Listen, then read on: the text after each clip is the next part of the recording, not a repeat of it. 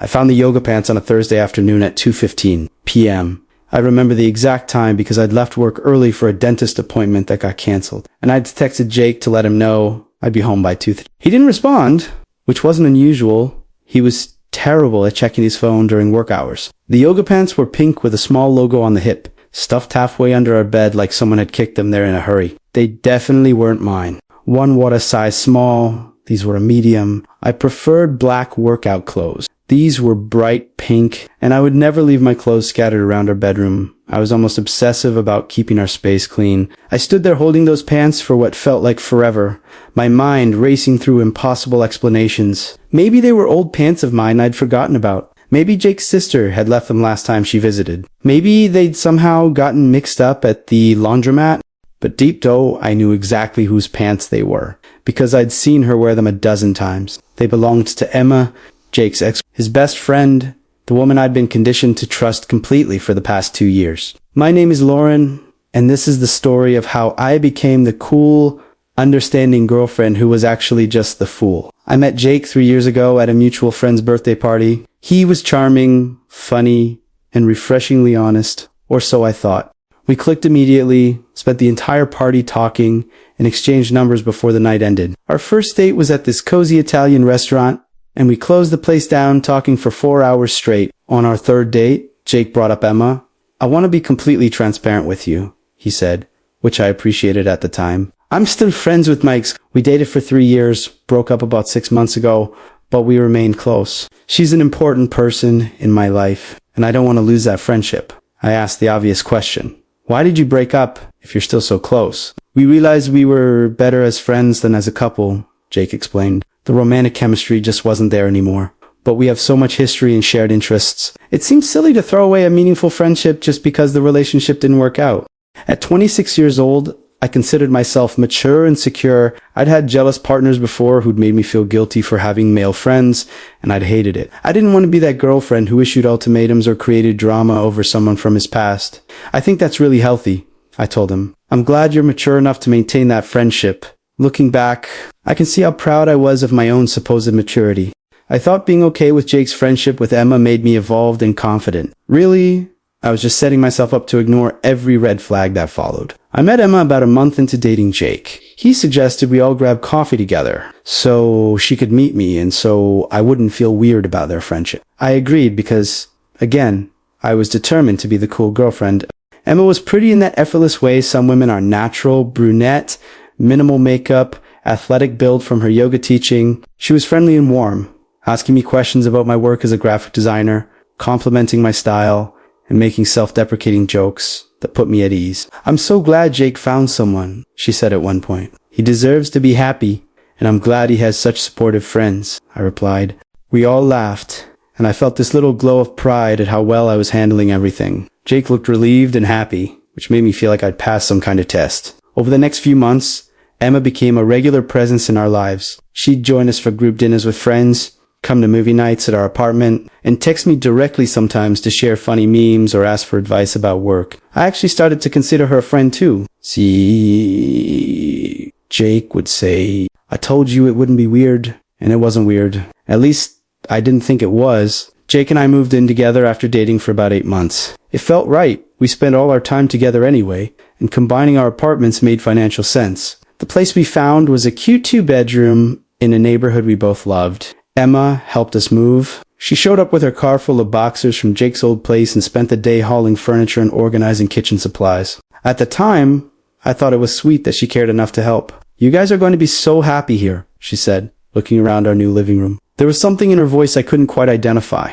but I dismissed it. Life settled into a comfortable rhythm. I worked my design job from home most days. Jake worked as a software engineer at a downtown office, and we spent our evenings cooking dinner together, watching shows, or going out with friends. It was exactly the kind of relationship I'd always wanted. Emma was still around, but I'd gotten used to it. She and Jake would meet for coffee every week or two, usually on Saturday mornings while I went to my yoga class. They'd text throughout the day, sharing articles or jokes. Sometimes Jake would take calls from her and step into the other room, which she said was because their conversations were boring work stuff that I wouldn't care about. Emma's having trouble with her boss again, he'd say when he came back. "Just needed a vent." Or, Emma wanted advice about whether to take that new teaching position, or Emma's going through some stuff with her family.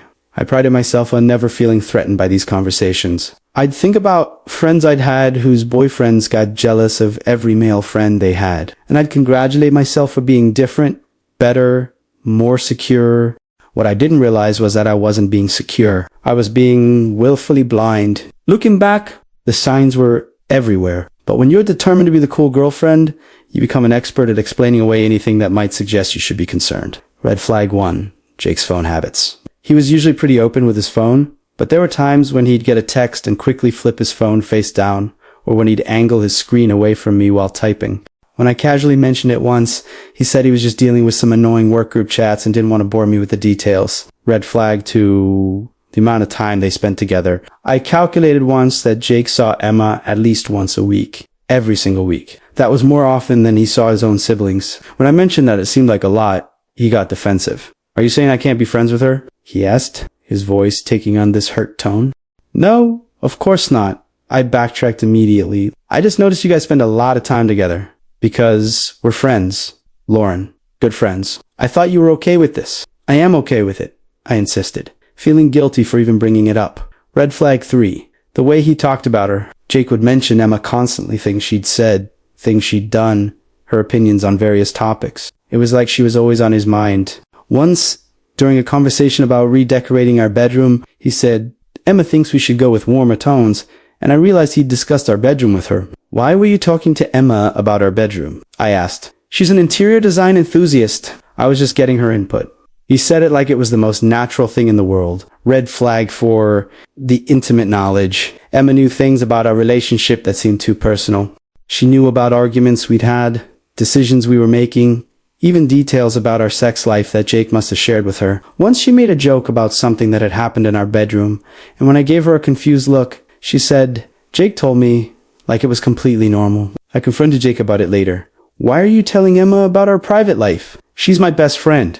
I tell her everything. You tell your friends about us, don't you? Not everything, I said, feeling somehow like I was the one in the wrong. Red flag 5. The photos. Jake had pictures of Emma all over his social media, including some from before they broke up that he'd never deleted. He had one photo of the two of them set as his laptop wallpaper, a picture from a hiking trip they'd taken together during their relationship. When I asked why he hadn't changed it, he said, It's a great picture, and it's from one of my favorite hikes. Why does it matter? Red flag 6. The gifts. Emma still gave Jake birthday and Christmas presents, which was fine. But they were always weirdly intimate. A nice watch, a leather wallet with his initials, a first edition of his favorite book. These weren't just friend gifts. These were gifts that required thought, time, and significant money. I tried to match that level of gift giving, but always felt like I couldn't compete with her intimate knowledge of his tastes. Red flag 7. The cancellations. Sometimes Jake would cancel plans with me to hang out with Emma. She's going through a rough time and really needs someone to talk to, he'd explain. Or, she got us tickets to this thing she knows I'd love. Every cancellation came with a reasonable explanation, and I never pushed back because I didn't want to be the insecure girlfriend who competed with his friends for his time. Red flag 8. The way they looked at each other. This is hard to describe, but there were moments when I'd catch them exchanging glances that felt too intimate, too knowing, like they were communicating something I wasn't part of. When I tried to explain this feeling to my own best friend, she suggested I was being paranoid.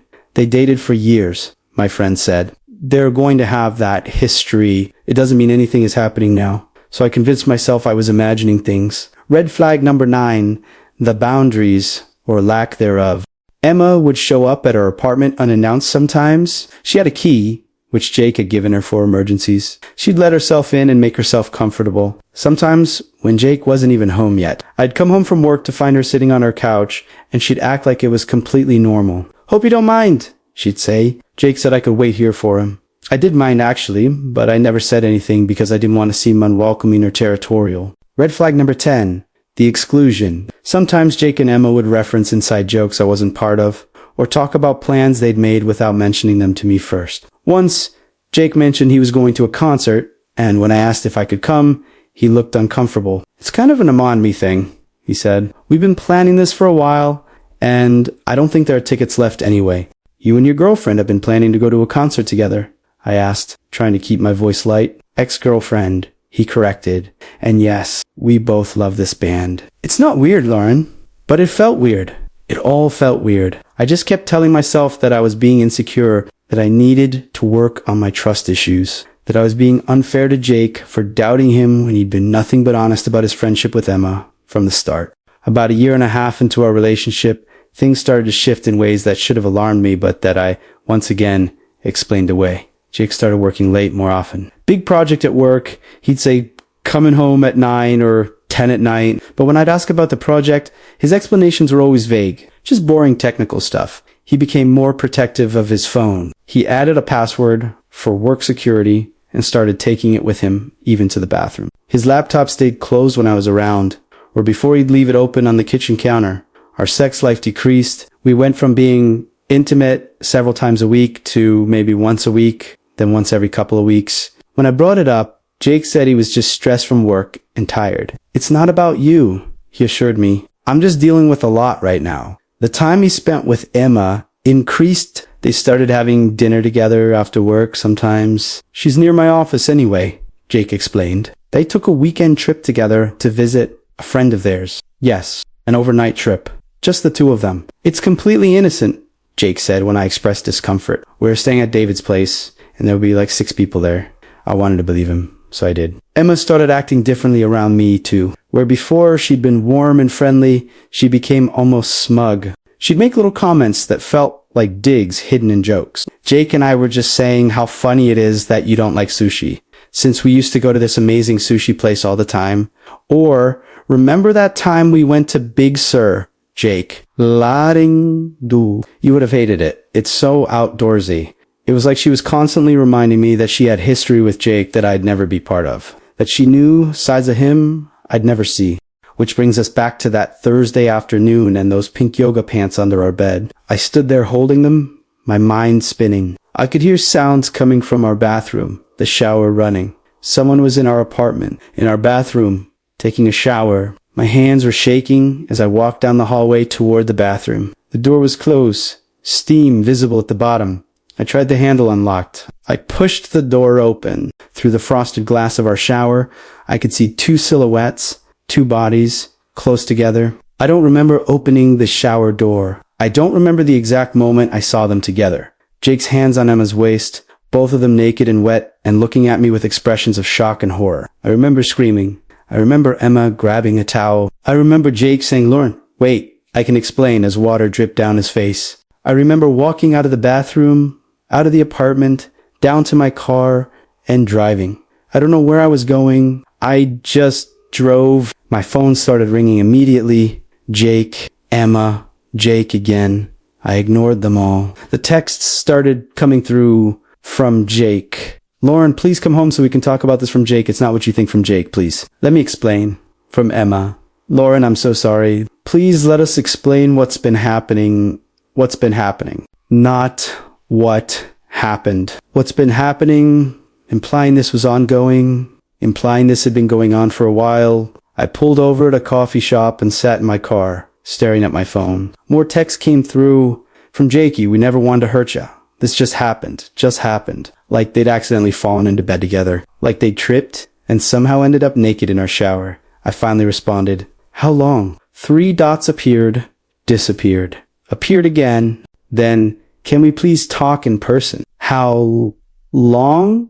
Since before we broke up? I had to read that text 3 times before it made sense. Since before they broke up, they never actually broke up. The entire foundation of our relationship, the story of Jake and Emma being mature adults who'd realized they were better as friends, was a lie. I didn't go home that night. I stayed at my best friend Rachel's apartment, ignored my phone, and tried to process what I'd discovered. But I needed answers. I needed to understand how elaborate this deception had been. The next day, I agreed to meet Jake at a neutral location, a park near our apartment. Emma was there too, which I hadn't expected, but probably should have. Of course she was there. They were apparently a package deal. What followed was one of the most surreal conversations of my life. They sat across from me on a park bench, and they told me everything. They'd never actually broken up. When Jake said they'd realized they were better as friends, what really happened was that they decided to open their relationship. They wanted to see other people, but maintain their connection. Except Emma had trouble finding someone she wanted to date seriously, and Jake ... Well, Jake found me. It was supposed to be casual with you at first. Jake admitted, not meeting my eyes. Just dating. Nothing serious. But then I fell for you, and it got complicated. So, when were you planning to tell me? I asked, my voice eerily calm. We kept meaning to, Emma said, but it never seemed like the right time. And then you moved in together, and things got more complicated. Let me make sure I understand, I said. You two have been together this entire time. The whole 3 years I've been with Jake. The friendship was a cover story. It's not that simple, Jake said. My feelings for you are real. Lauren, I love you. But I also love Emma. We love each other in different ways. Did you sleep with her while we were together? Silence. Jake, did you sleep with Emma while you and I were in a relationship? Yes, he finally said. But it was different. With Emma, it's comfortable and familiar. With you, it's exciting and new. I wanted both. I needed both. I looked at Emma, and you were okay with this. Watching him be with me, having him share our bed, being his secret the whole time. She looked away. It wasn't ideal, but Jake and I have always had an understanding. We love each other enough to let each other be happy, even if that happiness includes other people. Except I wasn't other people, I said. I was your boyfriend's actual girlfriend, who had no idea she was in a polyamorous relationship that she never consented to. You both lied to me for 3 years. We never wanted to hurt you, Emma said, which might be the most ridiculous thing anyone has ever said while describing a sustained pattern of betrayal and deception. Over the next few days, as I packed my things and moved out of the apartment Jake and I had shared, more details emerged that made the whole situation even more devastating. The Saturday morning coffee dates while I was at yoga. They were going back to Emma's apartment and spending the morning together. The late nights, working, he was with Emma, the weekend trip they took together. They'd shared a hotel room, just the two of them, and told me it was a group trip. Emma had been in our bed multiple times when I was out of town visiting family, when I was working late, even sometimes in the middle of the day when I was at the office. The sheets I'd slept in had been sheets they'd shared. The bed I'd made love to Jake in was the same bed where he'd been with Emma. All those gifts she'd given him, the watch, the wallet, the books, had inscriptions I'd never noticed. Personal messages that made it clear they were from a girlfriend, not a friend. The laptop wallpaper of the two of them on a hike. That was from a romantic getaway they'd taken just 2 months before Jake and I started dating. The inside jokes, the intimate glances, the way Emma knew details about our relationship, it was because she was in our relationship. She knew when Jake and I fought because he'd go to her place to vent. She knew details about our sex life because Jake compared us. She gave him advice about how to handle me, how to keep me from getting suspicious. I felt like the entire past 3 years of my life had been a performance, and I'd been the only one who didn't know I was acting in a play. About a week after I moved out, Emma called me. I almost didn't answer, but something made me pick up. I know you probably hate me, she started, but I wanted to explain my side. Your side. I couldn't believe what I was hearing. What side could possibly justify what you did? I loved him first, she said. Jake and I were together for 5 years before you came along. 5 years, we built a life together. And yes, we decided to open things up, but I never expected him to fall for someone the way he fell for you. So this is my fault. No, but I felt like you were taking him from me. Every milestone you two hit moving in together, talking about marriage, felt like I was losing him more and more. So I held on the only way I knew how, by sneaking around with him behind my back. We were together first. Lauren, you're the one who came into our relationship. The audacity of that statement took my breath away. I came into your relationship. You mean the relationship you both lied about? The one that was supposed to be over? I didn't know I was coming into anything because you both deliberately deceived me. I know, she said quietly, and I'm sorry for that. But I'm not sorry for loving Jake or for trying to keep what we had. I hung up. There was nothing more to say. Jake, meanwhile, wanted to work things out. He sent long texts and emails explaining his perspective, how he'd been confused and overwhelmed, how he'd made mistakes, but his love for me was real. I don't want to lose you, he wrote in one email. Emma and I have agreed to actually end things this time. We both realize we can't keep doing this. I choose you, Lauren. I've always chosen you, but he hadn't chosen me. That was the point. He'd chosen both of us, and he'd lied to me so that I wouldn't have the agency to make my own choice about whether that was something I wanted. He suggested couples counseling. He offered to cut Emma out of his life completely. He promised to be transparent and rebuild trust. He sent flowers to Rachel's apartment, where I was staying, with cards that said things like, "I'm an idiot, but I love you, and please give me another chance." The thing is, a part of me wanted to believe him.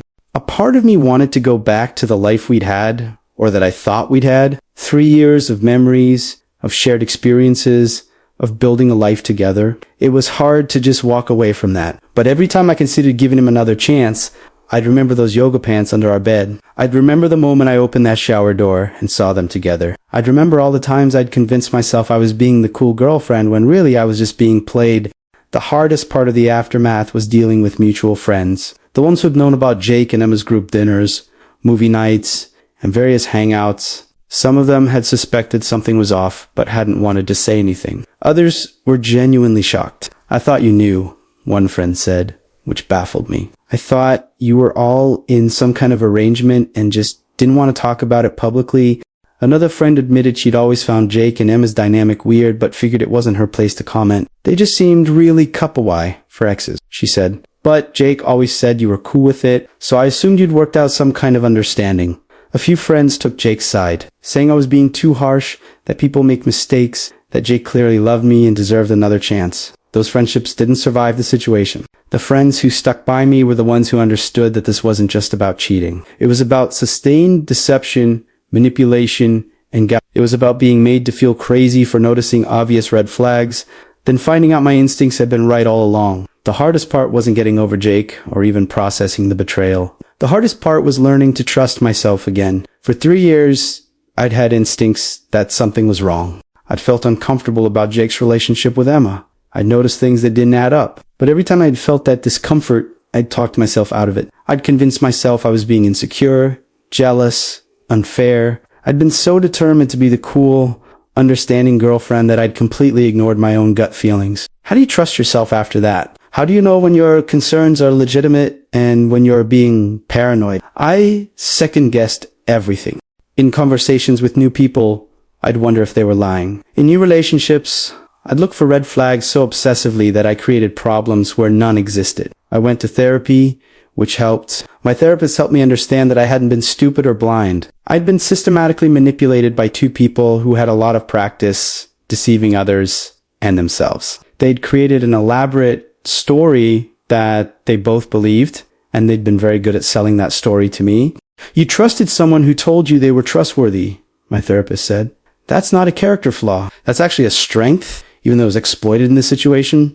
But it didn't feel like a strength. It felt like naivety." One thing I've thought a lot about is how the concept of being mature and secure in relationships can be weaponized. Jake knew exactly what to say to make me feel like any discomfort I had about Emma was a personal failing. He framed his relationship with her as a sign of his emotional maturity, and he framed my acceptance of it as a sign of mine. But real maturity isn't about ignoring your boundaries or dismissing your instincts. Real security doesn't mean accepting whatever your partner does because you're afraid of being labeled jealous or controlling. I've learned that it's okay to have boundaries around ex-partners. It's okay to feel uncomfortable with your significant other maintaining an intimate friendship with someone they used to sleep with. It's okay to ask questions and expect honest answers. It's okay to say this doesn't work for me without being made to feel like you're the problem. The cool girlfriend I was trying to be didn't really exist. She was a fantasy, a character I played to avoid being seen as insecure. And in playing that character, I ignored every red flag, dismissed every uncomfortable feeling, and let myself be deceived for 3 years. There are things I still wonder about, like, did Jake ever really love me? Or was I just exciting because I was forbidden? Was I the main relationship and Emma the side piece?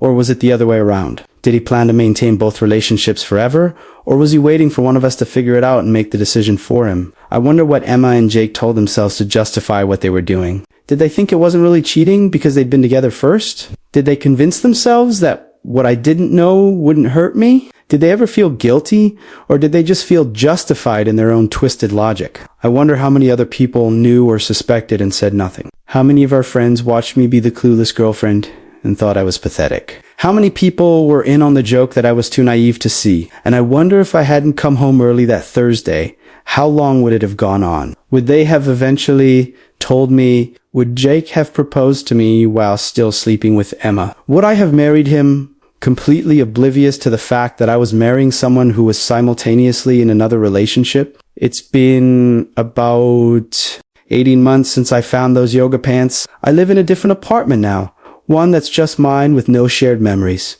I've started dating again, though I'm cautious in ways I never was before. I ask more questions.